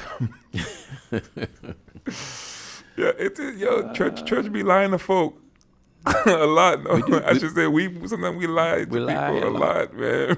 We like trying to save their feelings. yeah, I mean, hey. It's better that you could tell them. There's a way you could tell them. You could tell them the truth. I agree. You don't have to be harsh, but there's a way you could tell them. Yeah, and you know, everybody has their place. You know, Everybody has a place. A singer's there for a reason. Singers are there for a reason. Let them sing. You let them sing. If you know you can't sing, it's interesting. But you know, there's another church I had pastored, and you know, the choir, they really needed help. Okay. And there were some people, you know, I mean, they didn't belong in the choir. I mean, I'm not the best, but I knew enough that, okay, there are certain people who didn't belong in the choir. Okay. And, you know, sometimes you have to make some tough decisions. You know, you got to shift them into somewhere else where you think they can be more effective. Right. Where it suits them better. But the problem in church, you know, sometimes people have certain positions and they are there and they ain't moving and nobody's going to move them. Right. You know, and you don't want to hurt their feelings, so you... Right. No, I hear you. But it's best that you tell them, listen, my sister, my brother, you know, I don't think this is the best place for you. I think you might be more effective in this area. Yeah. It's not good that you take them from one area and have them do nothing. I got you. But you... Like, no, have them function where they're right, gifted in. where they're gifted in. Yeah. Or you can sit down with them and talk to them. You know, this might not be the best place for you, but what is it that you really... But again, you got sometimes things that people really want to do is not where they're called to be, because they want to sing like whoever it is, and they don't have the voice to sing, and they wish that God would bless them with the voice, but you don't have the voice to sing. Yeah. You know, it's funny. I got a funny story about this, right? and way back when I was in the choir, when I used to sing in the choir, right? There was a friend of mine, right? Isaac. And Isaac, I know if he sees this, he's not going to mind me telling the story, right? At some point. If we're talking about gifts, no, this is a wonderful story. Isaac cannot, when he first started off in the choir, oh my God, he was tone deaf, man. Like, I mean, horrible, bad, could not hear anything. Wow. It was just a note that I can't even sing right now because I wouldn't even do it justice. Right? That bad. That bad. So he was told that sometimes, you know, people, you know, we're young kids, we're laughing, right? We're smirking. I'm sure he picked it up, right? Isaac went and studied and put so much effort to singing to the point where Isaac was doing solos. Wow. No, So that's when I saw that, commendable. and I'm just like, you see, that's effort. That's effort. That's effort right there. That's the great example of effort. It's not necessarily like he wasn't gifted, quote unquote, right? He was like, look, I am determined because I want to sing in a choir and I want to sing for God. So I am going to learn this thing, right? And I'm going to devote a lot of time. I'll never forget that story because like he doesn't know how that impact all of us. Wow. Right? Those of us that are quote unquote gifted to right. do this, right? Like his work ethic was way more than ours. And he was the one that wasn't quote unquote gifted. It may have taken him more time to get It took him more time, but he got there. But he got there. Right? And so you say to yourself, well, like, you know, what good is a gift if you don't work? Right? Because it seems like when you work, anybody can work at something and actually achieve it. Yeah. Right? As opposed to just being simply gifted to do something. Right? So which is why I say, like, look, no one's asking anybody to come in and sing like an angel and sing sing, but it's all about how much effort that you put towards something that you say that you really care about, right?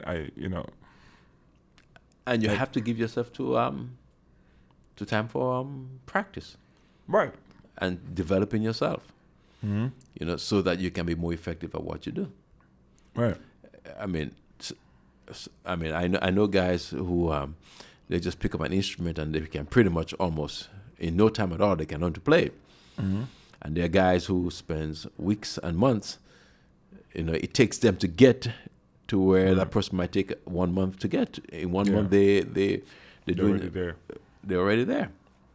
But at the same time, if you really have a passion to do a certain thing, then you must be willing to work at it. And I think we in the church, we have gotten really lazy in that we think that any and everything is acceptable. We can just present any.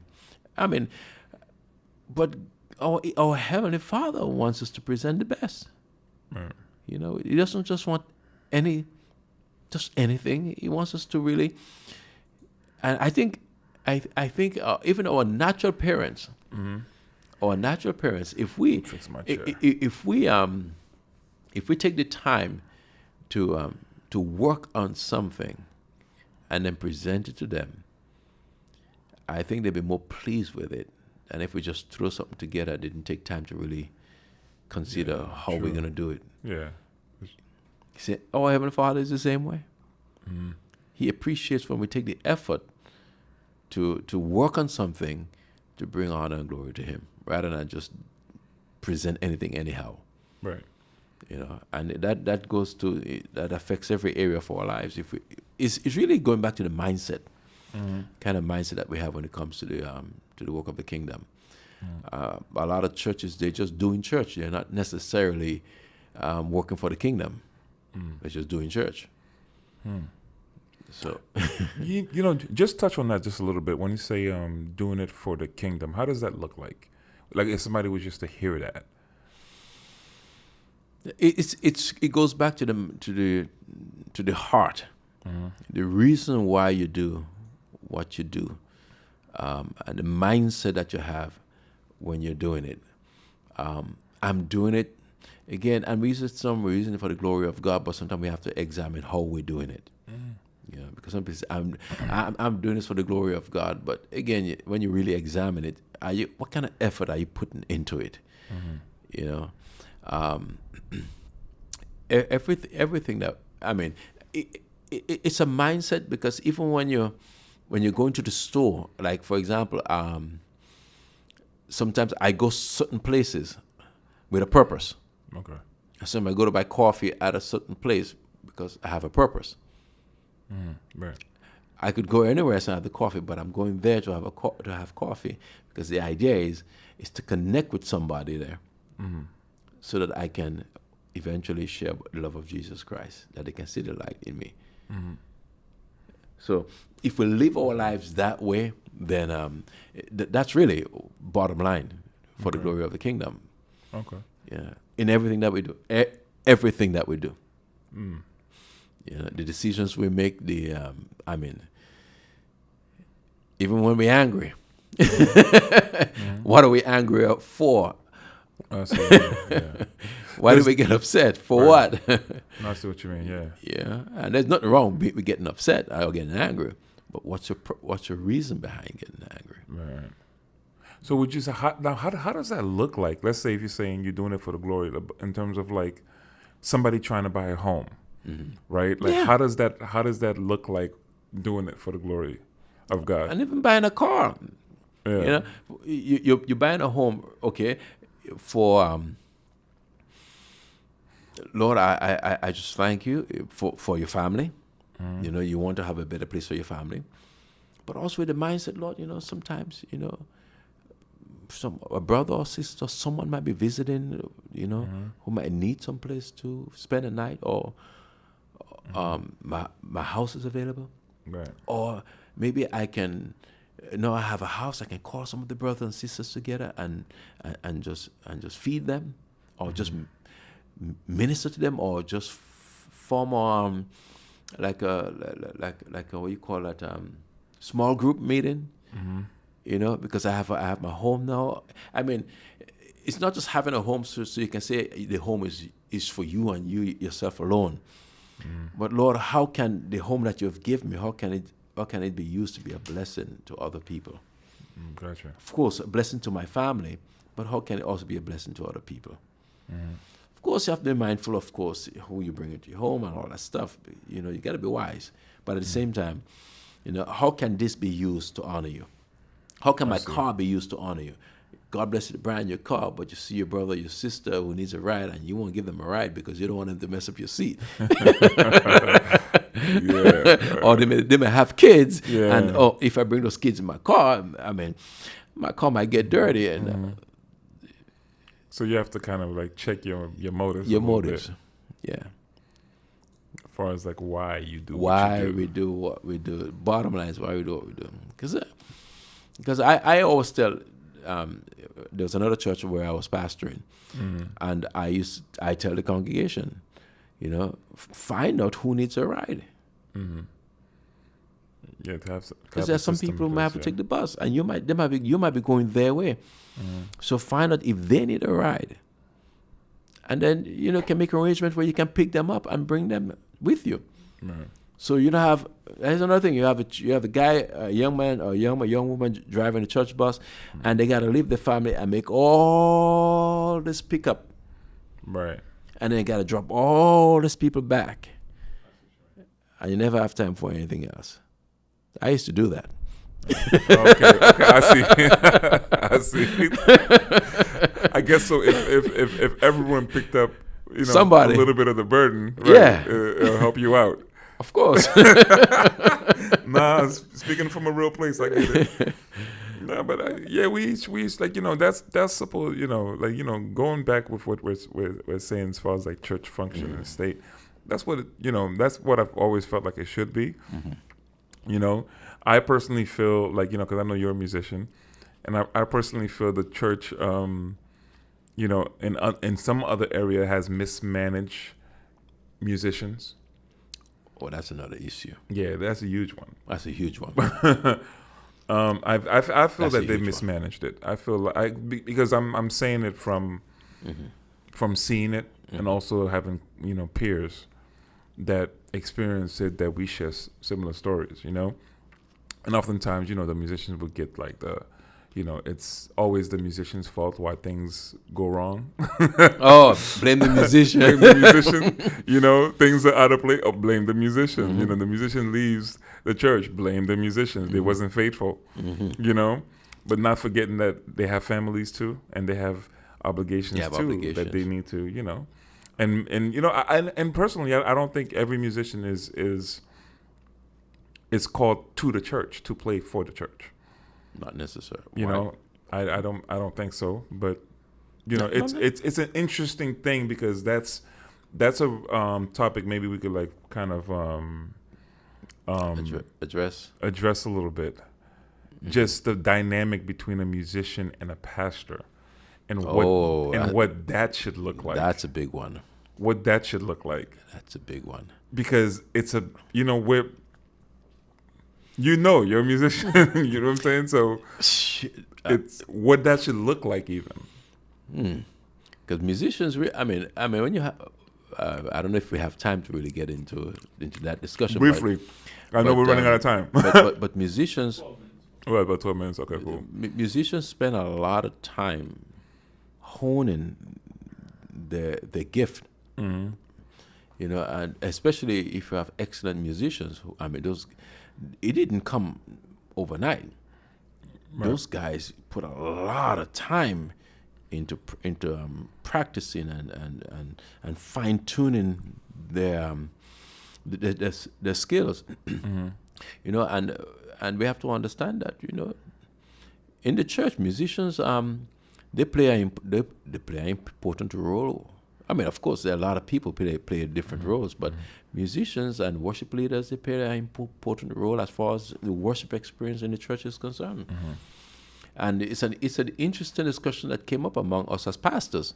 How do we One of the questions is, should musicians be paid? Oh, really? Yeah. What do you think? I'm curious to hear your thoughts. Being a musician yourself, I'm curious to hear your thoughts. Yeah. Well, that's oftentimes,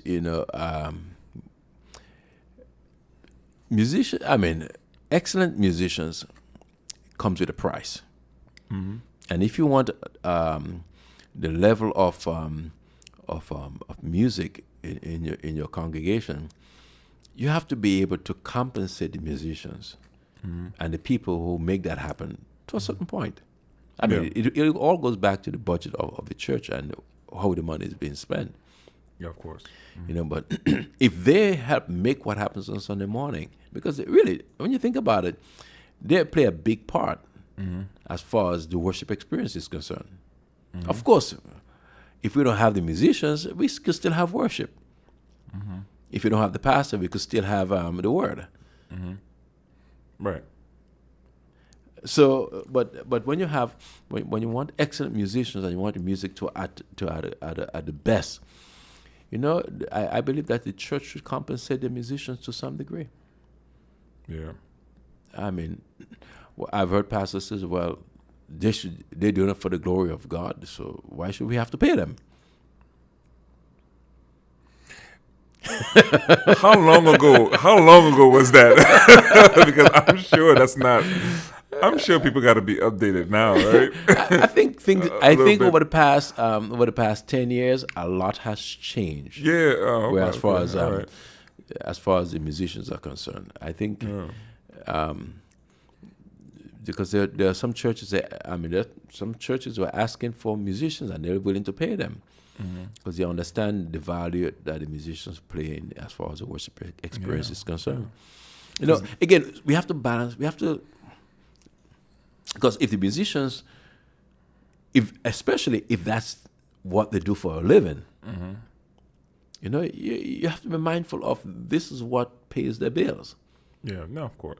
So you have to be mindful of in what ways you can help to compensate them. Yeah. For their service. I think now I've seen lately for the past 10 years, I've seen, well, no, I can't say for the past 10 years, maybe a little longer than that. I've seen that oftentimes you see churches pay their musicians. Yeah. And sometimes that, sometimes they'll pay them what they need. Sometimes they won't pay them, not much at all, right? But as much as the church could do. That's according to their budget, right? Of what the church can do. But then the musician will get a bad rap if he says, okay, well, I can't play, I'm getting this here, then I have to go here and get this, and then I have to go here. So they end up playing for 3 churches. And the first church is like, we don't want you to play for 3 churches, but you don't have enough financially to keep him there.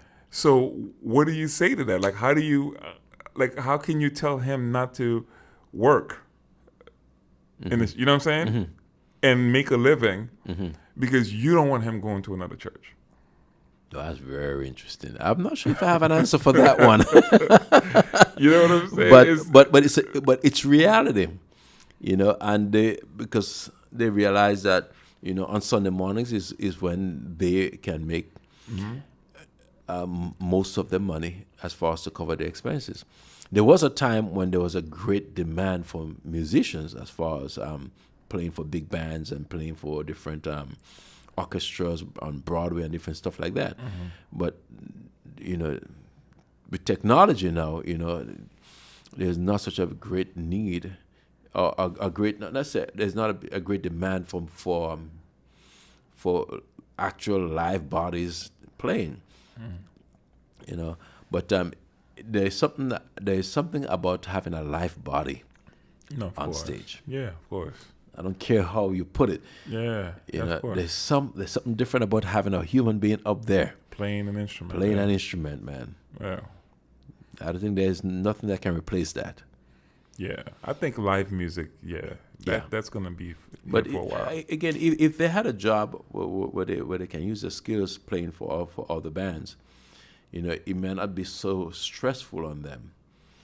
But again, everybody has a gift. God has given everybody a gift, and again, it's not always necessarily to be used only in the church.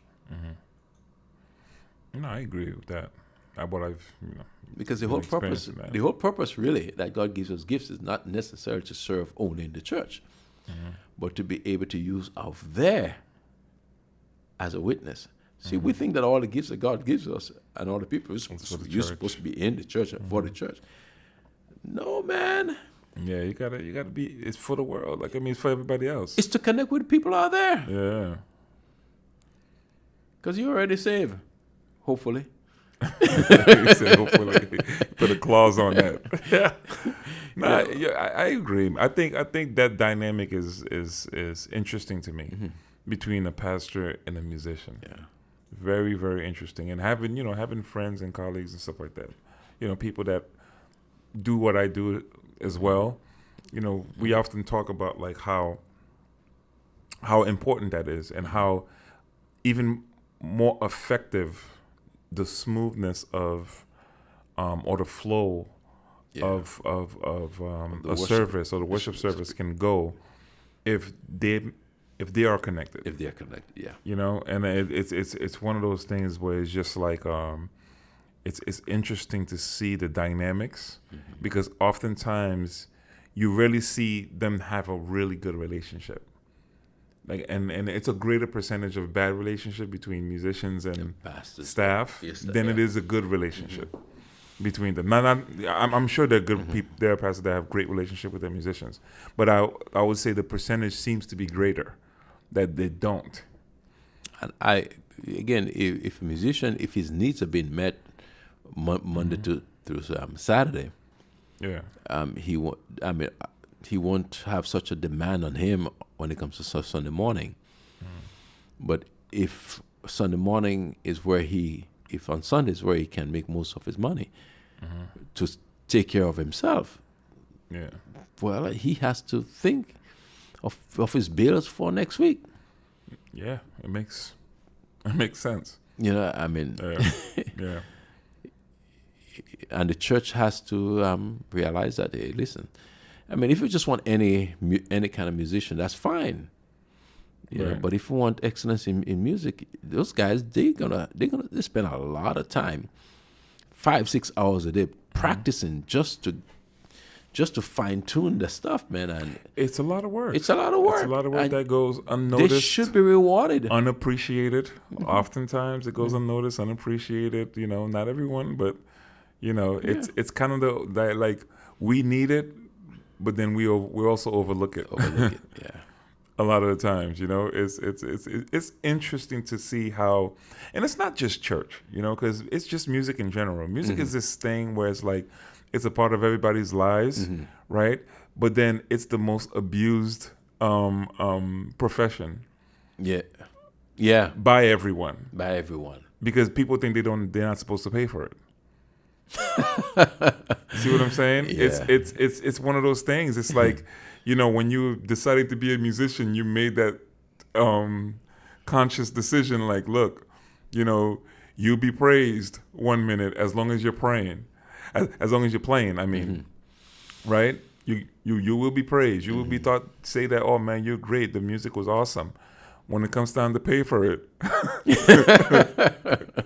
that's a whole nother ball game. You know what I'm saying? Because folks don't want to pay for it. It's just something with this thing. With people think that because you're having fun and you're playing music that you shouldn't be paid for it. You're supposed to be free.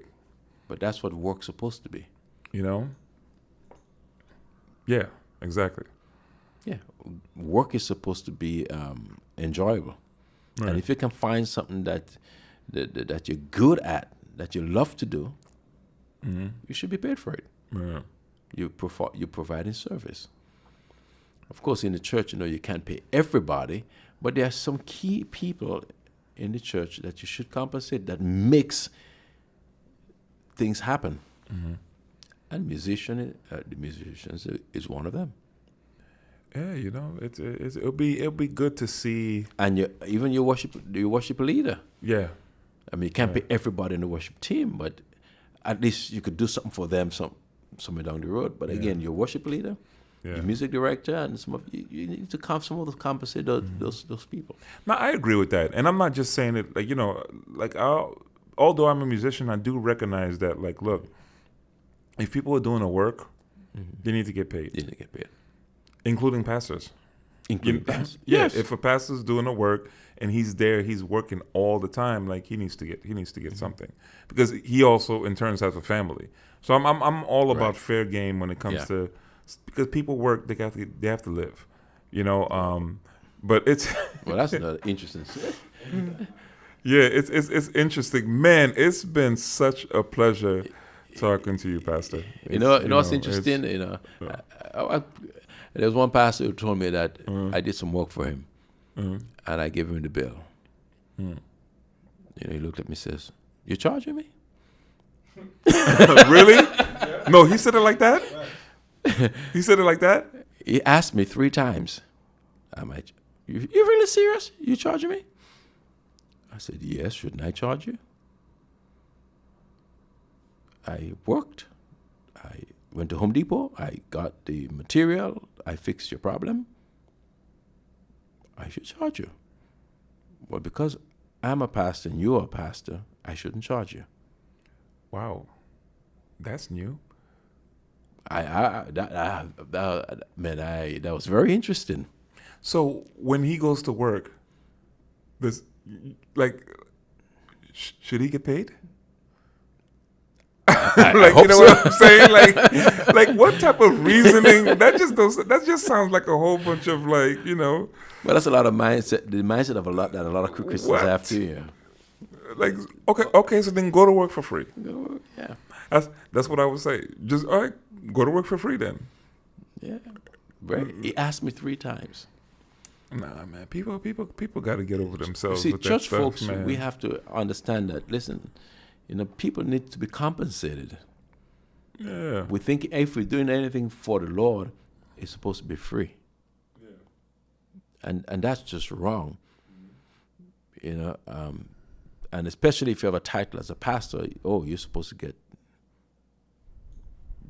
discounts and all that stuff. Yeah. Well, as a pastor, you should give the biggest tip. Wow. Yeah. That's crazy. Man. he really asked, "Should I get paid?" Wow. He asked me 3 times. You charging me? I said, because we talked about ministry, we talked about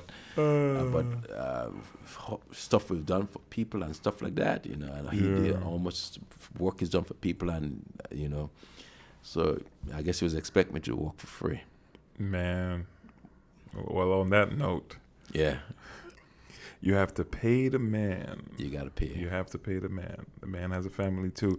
It's been a pleasure. It's been a pleasure having this conversation and delving into some church topics and getting to hear it from a pastor. And also I know that you're a musician as well, so you have both perspectives. So I'm glad. Yeah. So I'm glad we get a chance to have this conversation, and we'll get a chance to have more conversations. I want you definitely to come back, and there's more topics that it's not enough time in a day for us to kind of get through.